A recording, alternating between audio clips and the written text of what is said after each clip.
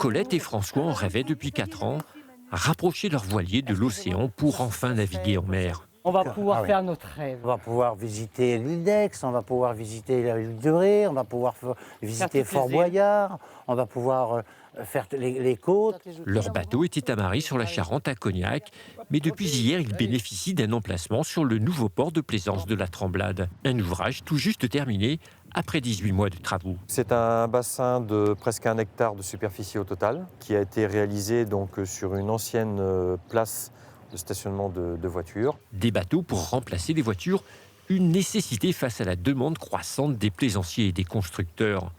À peine ouvert, le port rencontre déjà un beau succès. Tout est déjà réservé, toutes les places sont prises, oui, tout à fait. C'est-à-dire ? Là, actuellement, avant la construction à la fin d'année du dernier ponton, les 84 places disponibles vont être occupées d'ici la fin du mois. Beaucoup de bateaux, mais aussi de badauds. Le port situé au cœur de la ville attire une nouvelle clientèle. De quoi ravir cette restauratrice. Avant, on ne voit pas autant de monde comme ça ici, parce que l'après-midi, d'habitude, il n'y a plus personne. Voilà, les gens, ils viennent maintenant, plus en plus. Voilà, c'est super. Le port fonctionne selon le principe des marées.